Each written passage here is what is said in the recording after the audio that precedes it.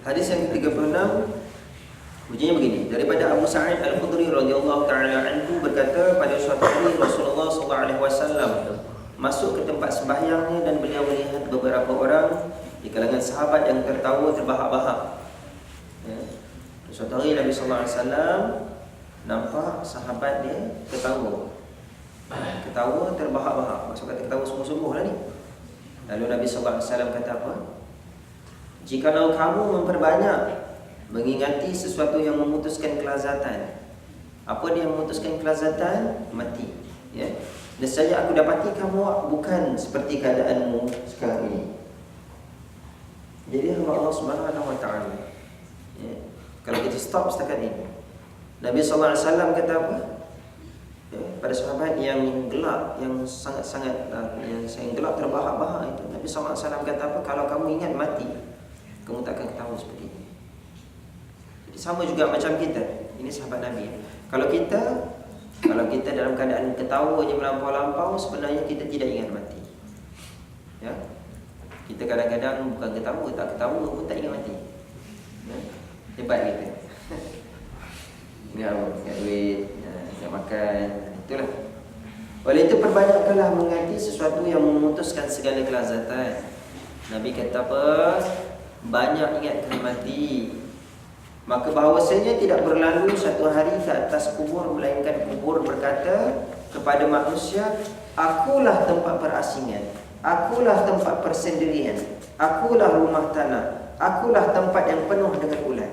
Maka apabila dikuburkan seseorang yang beriman, kubur akan berkata kepadanya, yakni orang yang beriman itu, selamat datang untukmu. Ya? Orang yang beriman, kubur kata apa? Welcome. Kata ahlan wa sahlan, ahlan wa sahlan, marhaban bikum. Kata ahlan wa sahlan, selamat datang, selamat datang. Sesungguhnya engkaulah orang yang paling kukasihi yang berjalan di atas belakang. Ini kubur kata pada orang yang beriman.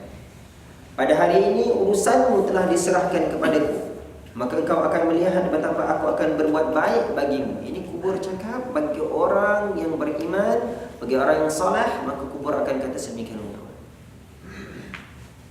Lalu kubur itu akan meluas sejauh mata memandang dan dibukakan baginya satu pintu yang dapat menyampaikannya ke dalam syurga.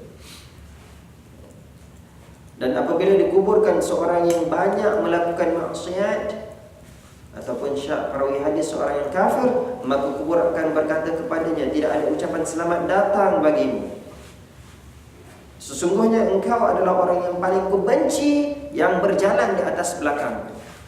Jadi hamba Allah Subhanahu wa taala, di manakah kita? Adakah kita orang yang dicintai oleh kubur ataupun orang yang dibenci oleh kubur? Adakah kita ini orang yang dicintai oleh tanah itu yang akan menjadi tempat kita tinggal, ya, kelak apabila mati, ataupun akan menjadi yang dibenci, yang tidak mahu disambut oleh kubur? Setiap kita beramal, setiap kali kita beramal, sama ada amalan saleh ataupun amalan taleh, yakni tidak saleh, ya, amalan maksiat, maka hamba Allah Subhanahu wa taala, kalau kita boleh fikir tentang hadis ini, tentang tempat yang akan kita tinggal nanti, ya, tentang kematian, ya, saya kira insya-Allah Subhanahu wa taala, bahkan orang hadir di sini ataupun tidak hadir, kalau dia ingat mati, insya-Allah, dia akan fikir, ya, setiap perbuatannya. Bagaimana nanti kelak tanah kubur itu akan melayani aku. Sama ada aku akan jadi orang yang menjadi orang yang bahagia di dalam perut bumi itu, ataupun orang yang terhina, orang yang akan terus terseksa.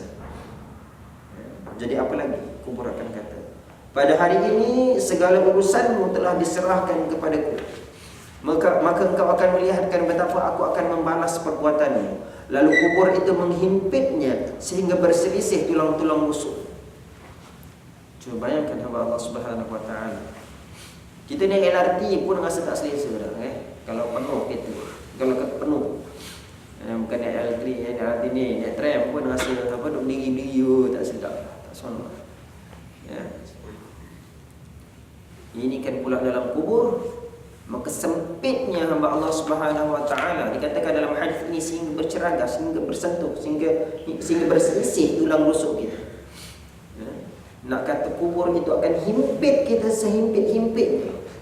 dalam keadaan yang sangat sakit, sangat-sangat memeritkan.